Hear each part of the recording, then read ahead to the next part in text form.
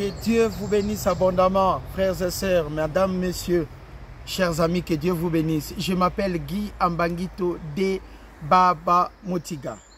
L'effet de tenir, de ne jamais abandonner, ça s'appelle la persévérance. Le thème de notre enseignement de ce dimanche matin est la persévérance.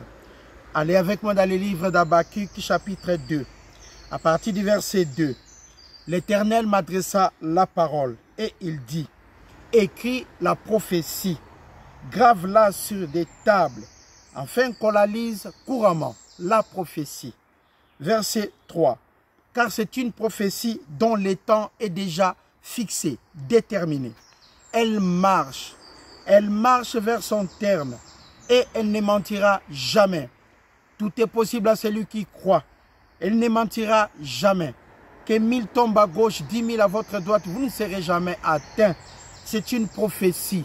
Dieu est le créateur des cieux, de la terre, de la mer et de tout ce qui s'y trouve. Et le sujet de la parole est notre bien-aimé, notre Seigneur, Jésus-Christ. La prophétie est en marche et le temps est fixé. Elle ne mentira pas. Si elle tarde, persévère, attends-la. Si elle tarde, attends-la, par la persévérance ainsi que la croyance. Pour attendre, vous devez faire confiance. Quand nous travaillons dans une entreprise, on n'est pas payé le premier. Vous devez tout d'abord travailler. Et jusqu'au 25 ou les 30 ou les 5, on va vous payer. C'est l'effet d'avoir confiance en son patron. Même si vous ne connaissez pas les comptes de votre patron dans une banque, mais vous faites confiance, vous travaillez et on va vous payer les 25. On a confiance. Voilà pourquoi Dieu aussi nous demande d'avoir confiance en lui. Si la prophétie ne s'accomplit pas, attends-la avec amour. Attends-la avec confiance.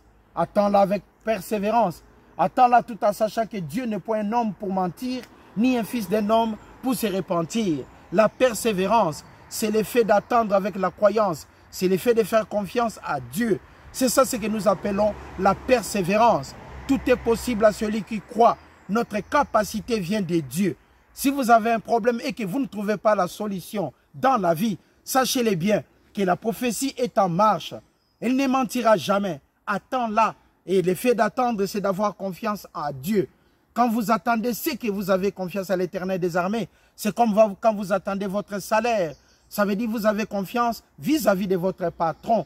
Même si vous n'êtes pas au courant de son compte en banque.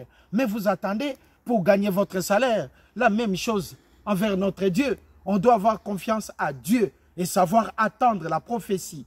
Tout est possible à celui qui croit. Vous allez marcher dans la vie et à la fin, vous allez gagner. C'est la prophétie. Attends-la avec joie et simplicité de cœur. Attends-la avec confiance. Attends-la tout en sachant que Dieu n'abandonne jamais ses enfants. Vous devez savoir attendre dans la vie.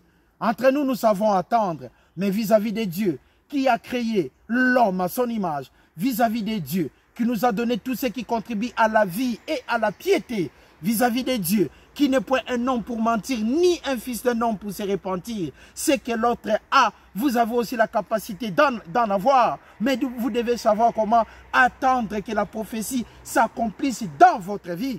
Toutes les promesses que Dieu a établies dans la parole, de Genèse 1:1 en Apocalypse 22:21, ça s'accomplira. Ça s'accomplira parce qu'il n'est pas un homme pour mentir. Attends-la, ça finira par s'accomplir. Attends-la même si ça dure. Il faut savoir attendre parce que Dieu donne toujours au temps convenable. Attends-la, ça finira par s'accomplir.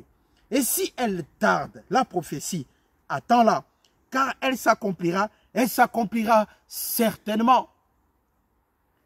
Elle s'accomplira certainement. Nous avons des situations dans la vie, quand nous regardons, nous pensons que c'est trop tard. Nous pensons dans notre tête que c'est trop tard. Vous regardez les débits, les niveaux et les problèmes que vous avez. Vous calculez les montants, vous vous dites que c'est impossible.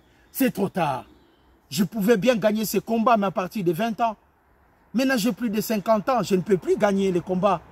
Vous vous imaginez vous-même par rapport à vos calculs. Mais la parole de Dieu nous dit, attends-la, attends-la certainement, ça finira par s'accomplir. La prophétie de Dieu, ça finira par s'accomplir. Parce que Dieu n'est pas un homme pour mentir. La grâce infinie de Dieu. La grâce infinie de Dieu. Il est tellement amour. Il est tellement bon. Dieu est tellement bon. Ne vous y trompez pas. Aucun problème ne peut se placer au-dessus de la parole. Attends-la, attends la prophétie avec amour. Attends la prophétie avec joie et simplicité de cœur. Attends la grâce de Dieu dans votre vie avec amour. Attends-la tout simplement. Ça finira par s'accomplir. Tout ce que Dieu a mentionné dans sa parole, ça finira par s'accomplir. Mais vous devez avoir confiance et savoir patienter. Ça s'appelle la persévérance. Avoir confiance et démarcher tout droit. Direction papa. Mettre la main dans la boîte à gâteaux de papa. C'est avoir tout simplement confiance. Ne regardant ni à gauche ni à droite. Parce que Dieu ne peut jamais abandonner quelqu'un dans sa vie. C'est impossible. Aucune tentation ne peut être au-delà de la force que Dieu nous a donnée. Mais quand la tentation se présentera, il y aura toujours une voie de sortie. C'est ça l'Éternel que nous parlons. C'est ça le Dieu que nous parlons. L'alpha et l'oméga. L'Éternel des armées. L'incomparable. L'incomparable. Attends-la avec amour. Verset 4. Ça s'accomplira certainement. Voici son âme s'est enflée. Et n'est pas droite en lui. Mais le juste vivra par la croyance. Le juste vivra par la croyance. La croyance est le titre de propriété des choses pour lesquelles on prie. Nous prions pour avoir du pain. Mais vous pensez déjà dans votre intelligence, ça vous appartient déjà. Les titres de propriété des choses pour lesquelles on prie. L'évidence que c'est votre avant que ça soit en manifestation. Vous croyez déjà que vous avez la possession par rapport à votre besoin. Vous créez l'image ainsi que la netteté par rapport à votre demande vis-à-vis de Dieu. Et ça s'accomplira. C'est cette confiance que nous développons tous les jours dans nos vies. La persévérance. La confiance vis-à-vis de l'Éternel des armées. C'est ça ce que nous appelons la persévérance. Hébreux. Hébreux chapitre 10. Les livres d'Hébreux chapitre 10. Le thème de notre enseignement est la persévérance. Et derrière la caméra, je vous présente notre bien-aimé Jean Bunga. Hébreux chapitre 10. Nous allons lire à partir du verset 36. N'abandonnez donc pas vos assurances, votre assurance plutôt, à laquelle est attachée une grande rémunération. Car, verset 36, vous avez besoin de la persévérance, afin que, dans le but, qu'après avoir accompli la volonté de Dieu, après avoir été attaché dans la parole de Dieu, après avoir fait confiance en Dieu, vous avez besoin de la persévérance, la patience, tout en sachant que la prophétie de Dieu finira par s'accomplir. Car vous avez besoin de la persévérance. Après qu'avoir accompli la volonté de Dieu, vous obteniez ce qui vous est promis. Vous obteniez ce qui vous est promis. Dieu nous a promis la paix. Dieu nous a promis la richesse. Dieu nous a promis la prospérité ainsi que la bonne santé. Ce sont des promesses de Dieu vis-à-vis de ses enfants. La volonté de Dieu est que nous prospérons à tous égards. Et que nous soyons aussi en bonne santé, qu'on prospère l'état de nos âmes. C'est ça ce que Dieu veut. La maladie, ce n'est pas la volonté de Dieu. Dieu veut que nous soyons en bonne santé et que nous puissions prospérer à tous égards. C'est la promesse de Dieu. Mais maintenant, la parole de Dieu nous dit, nous avons besoin de la persévérance pour obtenir la volonté de Dieu dans chaque situation. Parce que Dieu est le maître des temps et des circonstances. Dieu est le maître de tout et en tout. Il est omniscient, omnipotent, omniprésent. Dieu sait quand il peut donner. Ce n'est pas nécessaire qu'on te donne 10 000 francs le matin et l'après-midi, tu as ton enfant qui tombe à court de route. Tu amènes ton enfant en hôpital, on te demande encore 10 000 francs. 10 000 moins 10 000. Tu gagnes rien du tout. Dieu ne donne pas comme ça. Dieu, il sait quand il donne, en fait que vous puissiez prospérer à tous égards.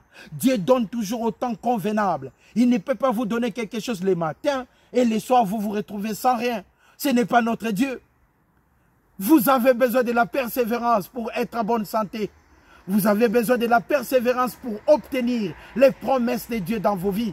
Vous avez besoin de la persévérance, de la confiance, de la croyance solide comme un roc, enraciné dans la parole de Dieu. La confiance incorruptible de gauche à droite. En regardant seulement l'objectif et de réussir dans la vie.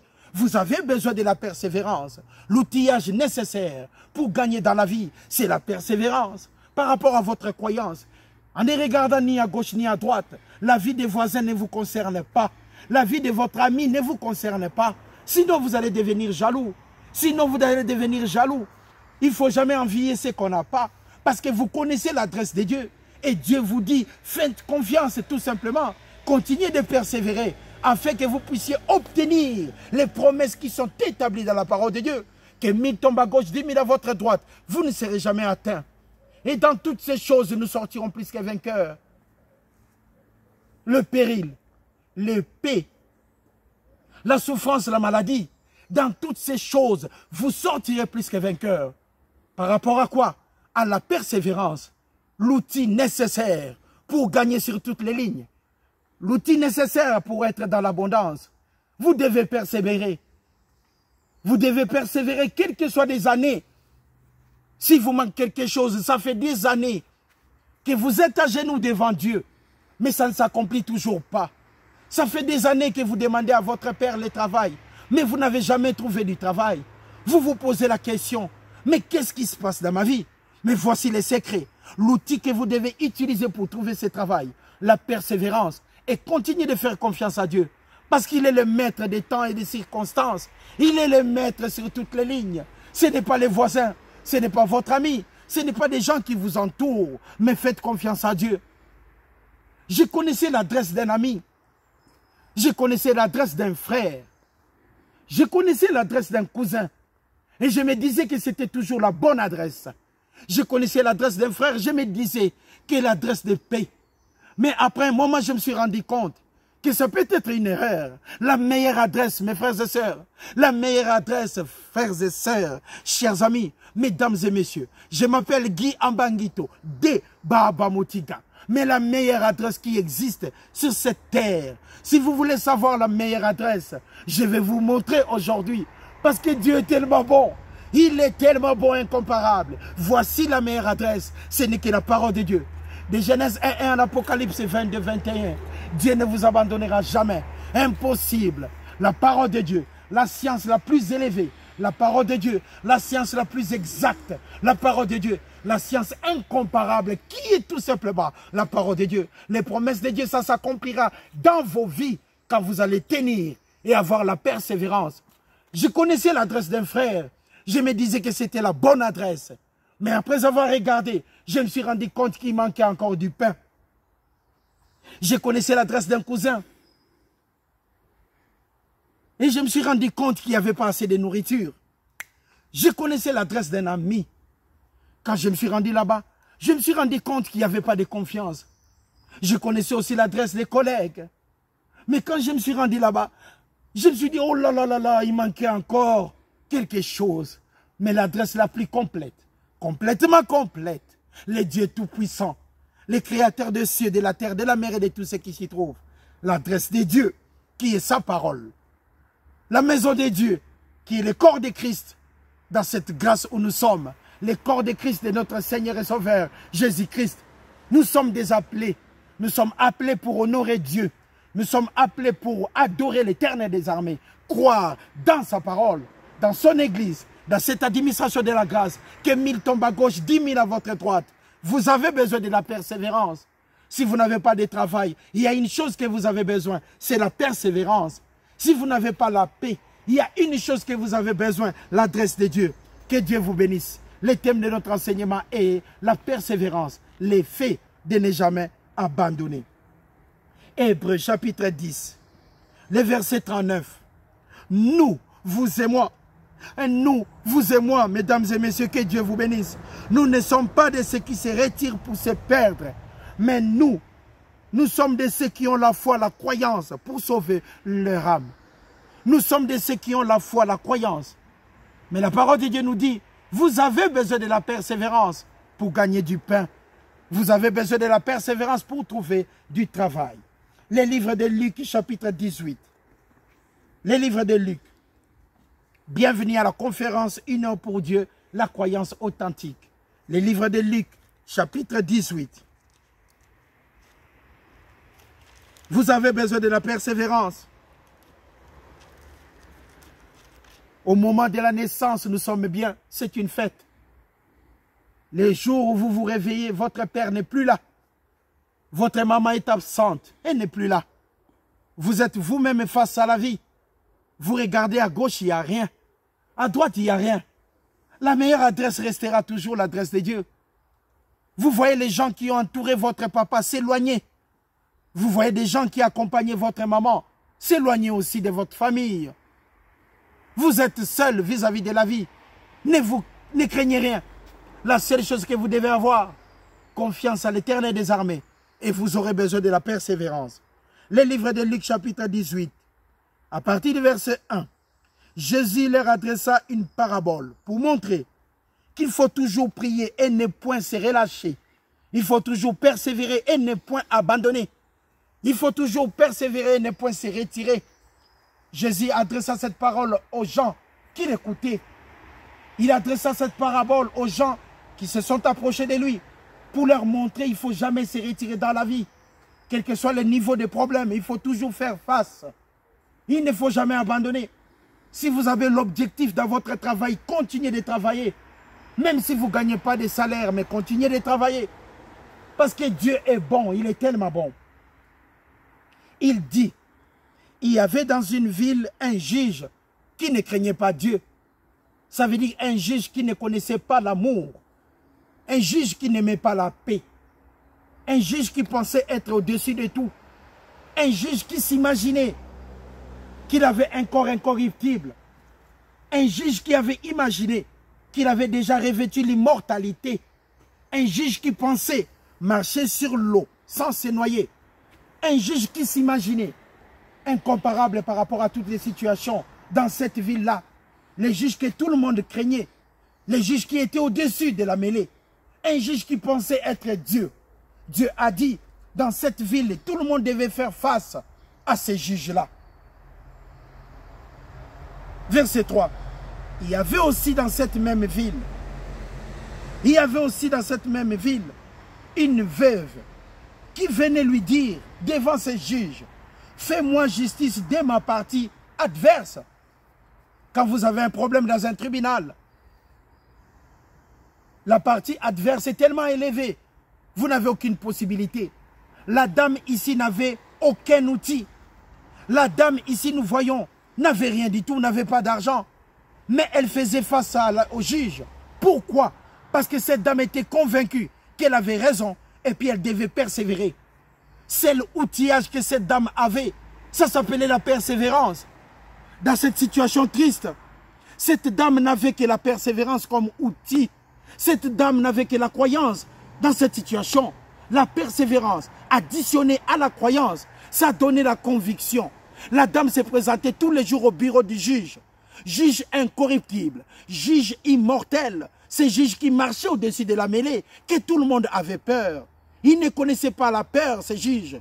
Il était tellement au-dessus. Mais cette dame faisait face. Il n'avait pas de fusil. Elle n'avait rien, la dame. Mais elle n'avait que la croyance. Additionnée avec la confiance, la persévérance. Ça donnait tellement la conviction pour que la dame ne puisse jamais se retirer devant cette affaire. Pendant longtemps, la parole de Dieu nous dit pendant longtemps, ce n'était pas un menteur seulement.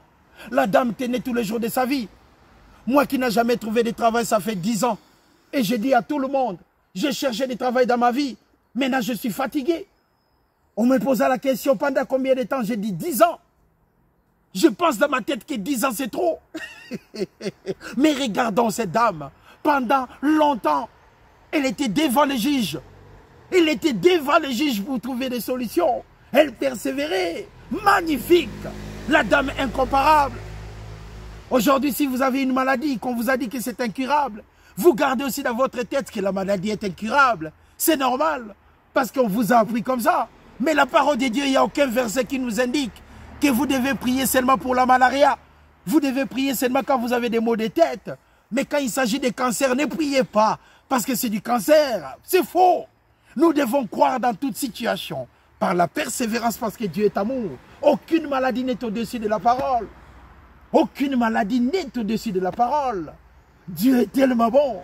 La dame insista tous les jours, pendant longtemps. Pendant longtemps, la dame s'est présentée pour que la parole de Dieu puisse s'accomplir. Et pendant longtemps, la dame avait confiance à Dieu qu'elle va trouver la solution. Et pendant longtemps, cette dame continuait de croire.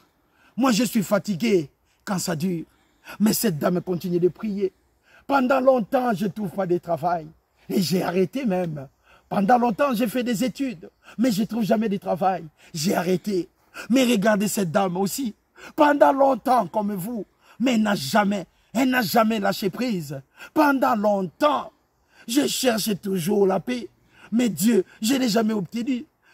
C'est pour cela que j'ai arrêté. J'ai trouvé mieux de se battre. Mais cette dame, pendant longtemps, avec douceur, se présenta devant les juges, avec la pleine conviction que Dieu est tellement bon. Pendant longtemps, je cherche du pain, je ne trouve pas. Ah, je suis fatigué. Je laisse tomber. Mais cette dame aussi, pendant longtemps, elle était devant le juge. Mais ne s'est jamais retirée parce que nous ne sommes pas de ceux qui se retirent pour se perdre. Nous avons la foi, la croyance pour sauver nos âmes. Que Dieu vous bénisse et bon dimanche à tous. Que Dieu vous bénisse dans vos familles. Continuez de persévérer. Ne vous retirez jamais dans une situation. Pendant longtemps, je sais, mais ne vous retirez jamais. Nous continuons pour comprendre. Pendant longtemps, il refusa les juges. Mais ensuite, il dit en lui-même, quiconque, quoique je ne craignais point Dieu et que je n'ai d'égard pour personne, néanmoins, parce que cette veuve m'importune, je lui ferai justice, afin qu'elle ne vienne pas sans cesse, mais rompre la tête. Les juges ont abandonné. Devant la persévérance, les juges ont abandonné le combat. Devant la persévérance, nous finirons toujours par gagner. Nous sommes des enfants de Dieu. Devant un combat à la fin, nous gagnons toujours. Les juges ont abandonné.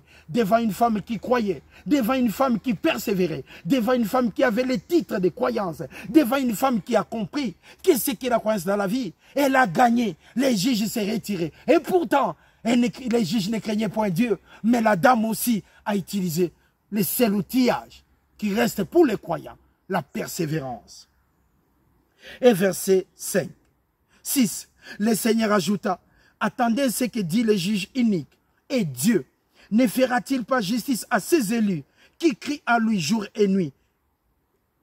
Et tardera-t-il à leur égard? Je vous l'ai dit, il leur fera promptement justice.